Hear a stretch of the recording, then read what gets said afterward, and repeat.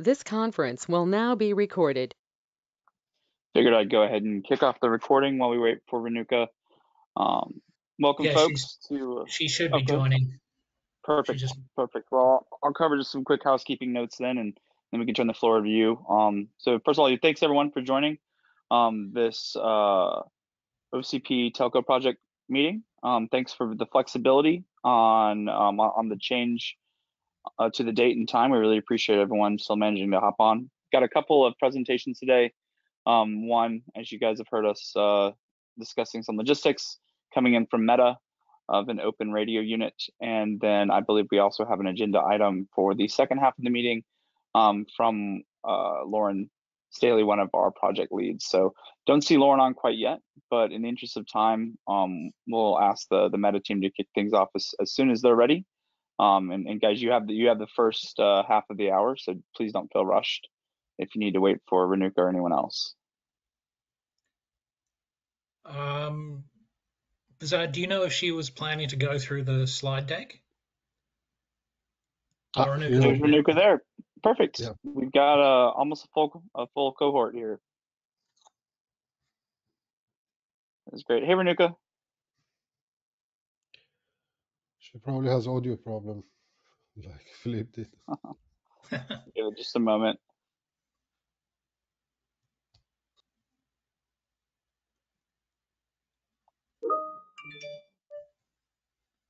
Hello.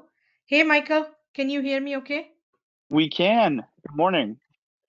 Good morning, and I apologize. My laptop crashed and with GoToMeeting, and so Oh it no, took me a little bit of time.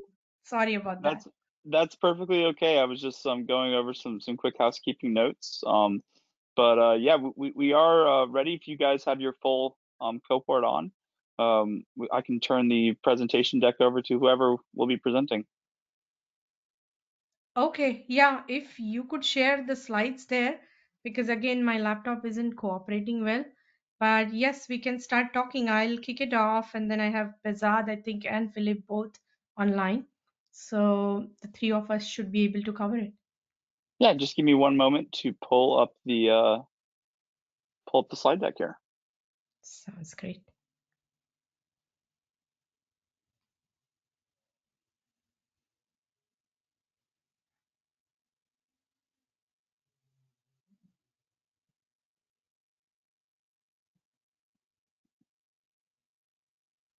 All right, floor is yours.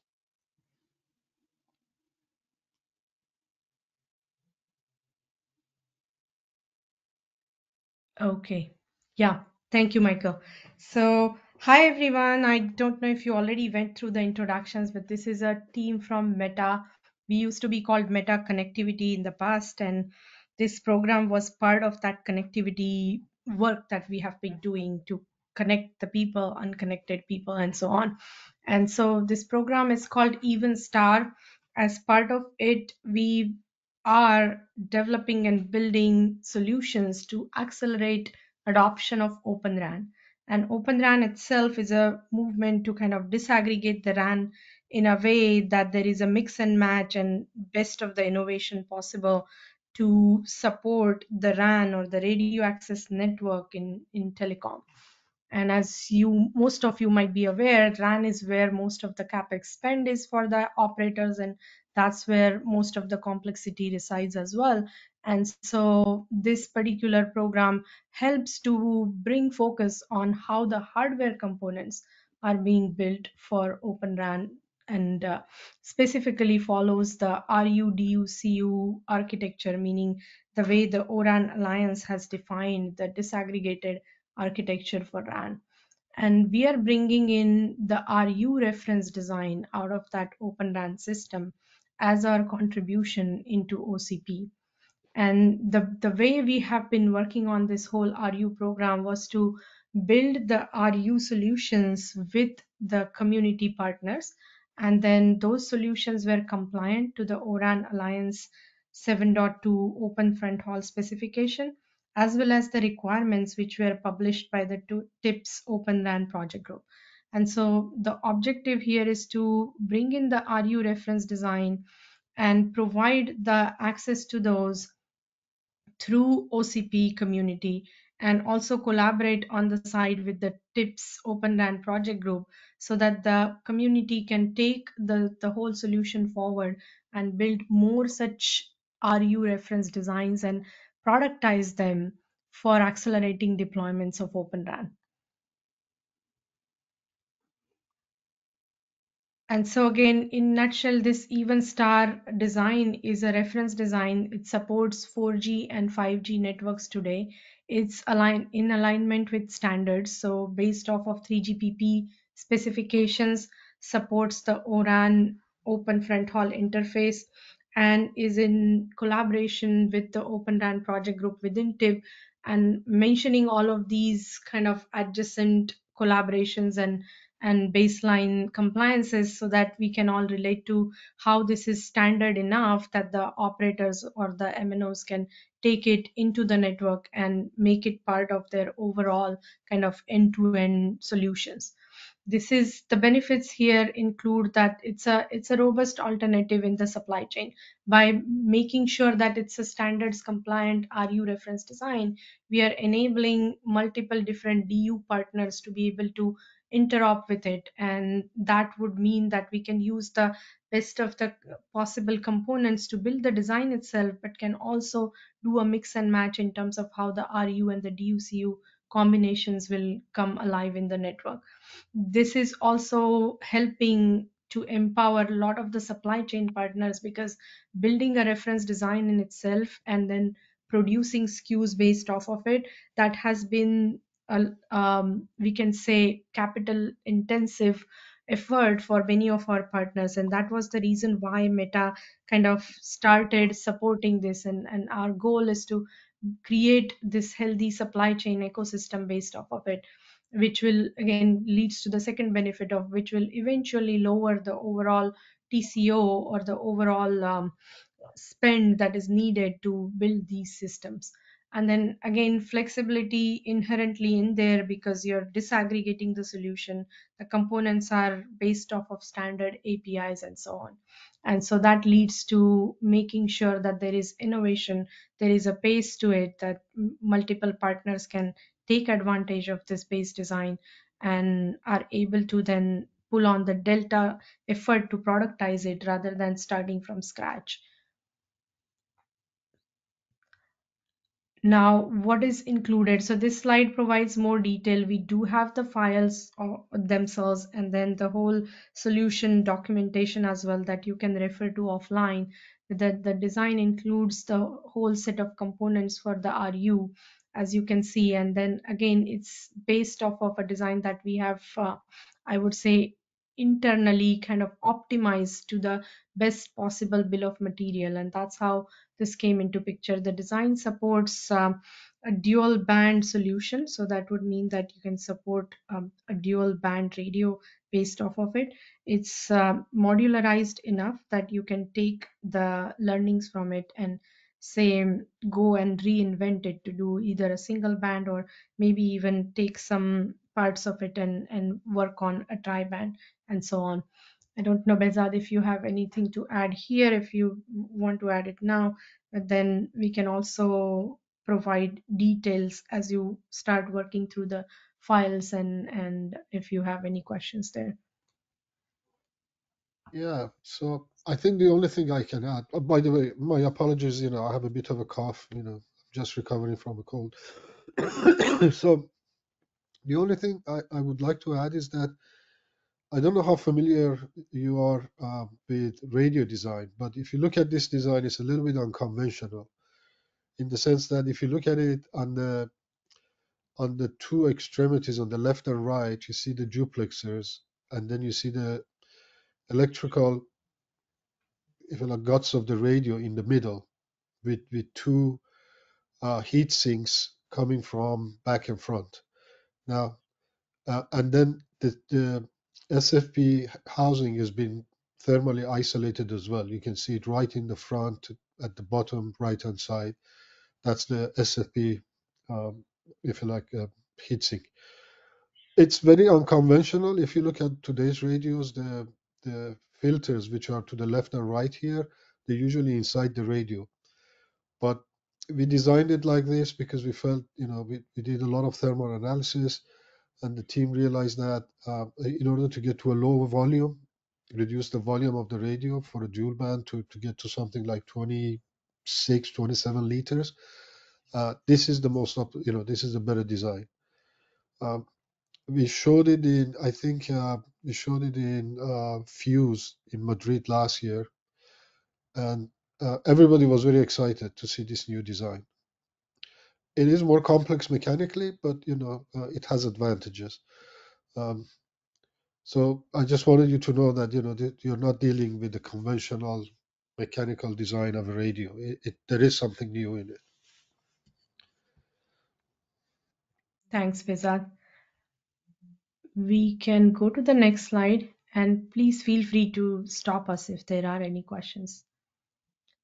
So again, this part highlights how this design is different. So as Bezad was mentioning, our goal was to go towards a modular design, base it off of open interfaces, and that would mean that it will have its own life in terms of a disaggregated solution that works across different industry partners' products. And so it's not siloed into one set of components only.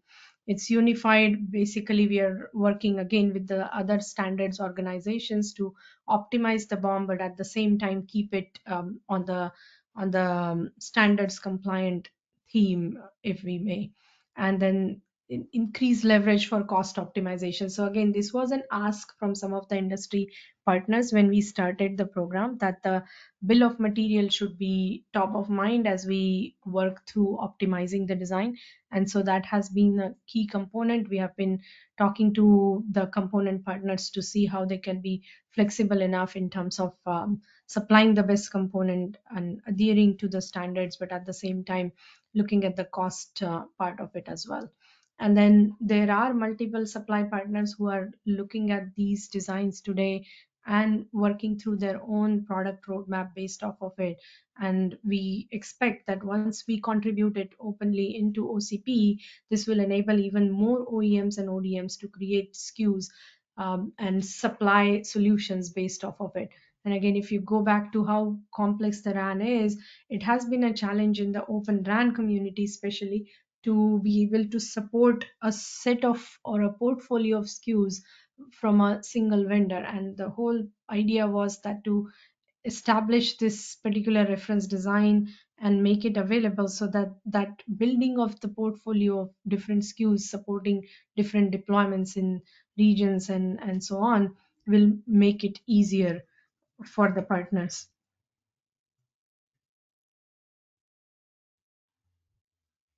So the differentiating points are going to be supporting the partners in kind of having their own roadmap, make their initial cost to start building the radios significantly lower, and then of course they can again innovate based off of it to add say more features or advance the design based off of how the 3GPP releases progress with feature set and so on.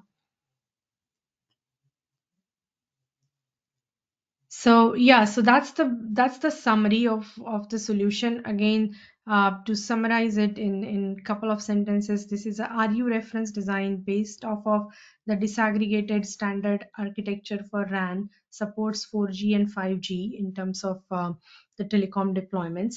And the design comes from Meta. All of these files and everything in terms of IP has been built by the Meta team, and we are contributing it into OCP with the expectation that more of the OEMs and ODM community partners will pick the design up and start building different SKUs off of it. In terms of the next steps here, we will be bringing in the files and solution. We will enable access to the files for the community. We will be happy to answer any questions as they start working through it. And then we do have certain partners who were engaged even before with us. So example would be partner called Dell or Intel. These partners build the adjacent complementary component to RU, which is the DU. And so we have been closely aligned with them in terms of how we can bring their support for interop or having an end-to-end solution pitched based off of this design for the RU. We have also been engaging with multiple MNO partners. Again, I'll take a name of one of them who has been sort of closely aligned as we derived the requirements, as we looked at the BOM solution kind of equations. So Vodafone was one of the partners that we have been working closely with. So yes, the next steps would be to go through your process here and bring the files and enable access and answer questions if there are any, and then support the overall kind of development of the stream within OCP.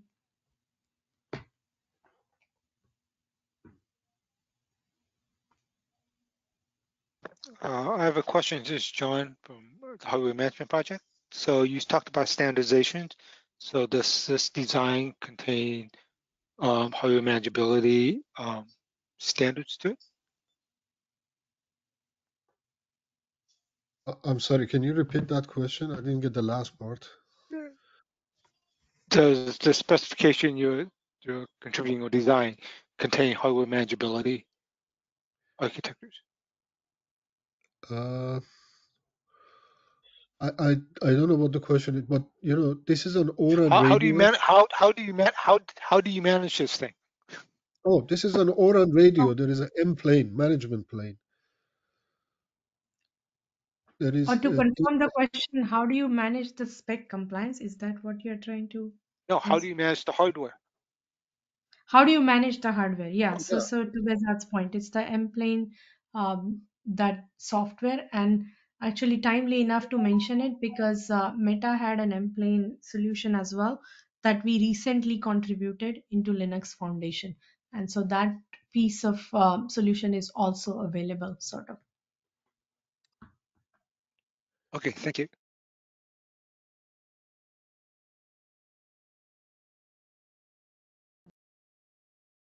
Thanks, Renuka. Thanks, Bazad. Folks, any other questions for our contributors here? Yeah, just one other thing. There is also about the hardware management. There's also a local maintenance port that's typically used in the lab or for testing, but it's available for some form of hardware management if you just have a standalone unit. But in operation, everything is controlled through the M plane.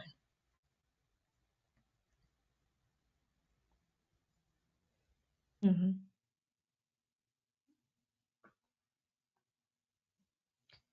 And if you do have follow-up questions, please feel free to reach out as well. I mean, we can definitely provide explanation if there is any additional information needed. And then if you would like to refer to the files, that information, I think Michael will be coming along as well. Yep, we'll be sure to pass that along to the mailing list so everyone can see that. So stay tuned. So folks, the other item that we had on the agenda was, I believe, a proposed contribution or the general sourcing for the idea of a contribution around some open edge work being done on a Carnival cruise line. Lauren Staley, project lead, had planned to share some information about that. I don't feel comfortable sharing Lauren's proposal without him. Unfortunately, I don't see Lauren on today. Rob, do you think that that's something that we should just push to our next meeting then? Yeah, that seems appropriate.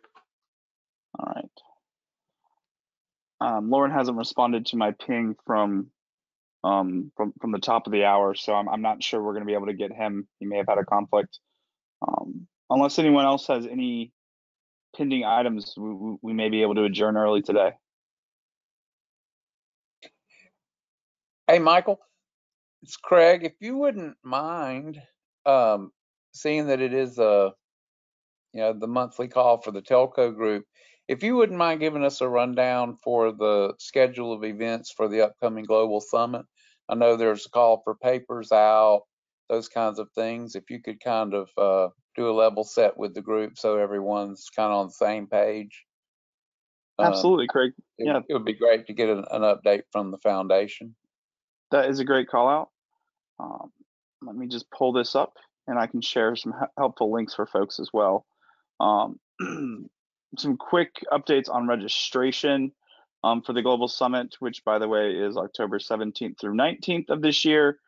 Early bird registration will launch June 1st, and that runs until the end of July. It is a good bit less expensive than our other options, so definitely recommend registering early. Pass that along to your teams internally. In terms of the call for presentations, that period has launched. We are planning on closing the call for presentations period on June 16th, so have just under 3 weeks in order to get presentations submitted.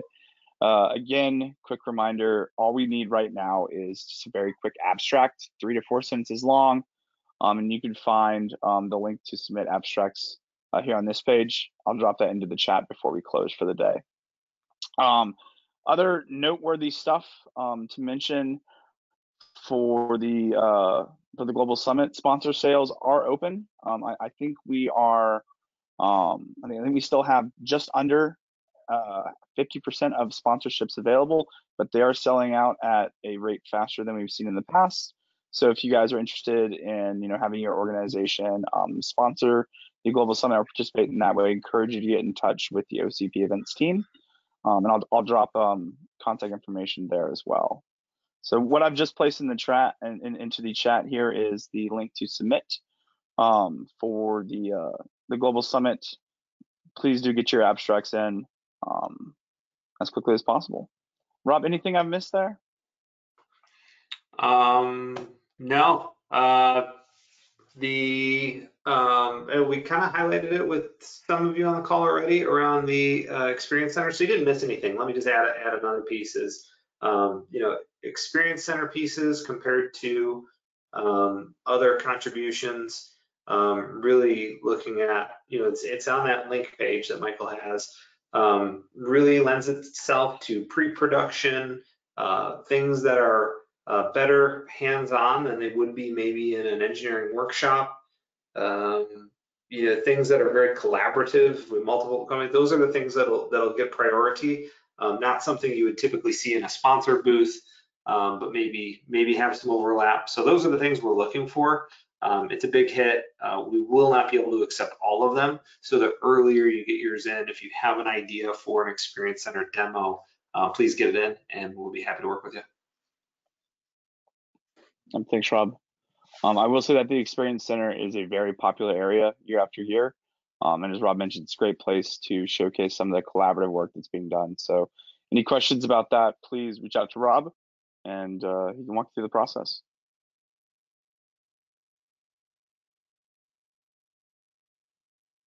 Thank you, Michael. Absolutely, Craig, and thanks for the call out. It's a great point. We don't want to miss an opportunity to put in our quick summit plug there. So thanks for that, Craig. I appreciate it. And with that, folks, I suppose we can go ahead and close. Please do look for some more information to follow later today via email, and look forward to Lauren's presentation next time we connect. Thank you. Thank you.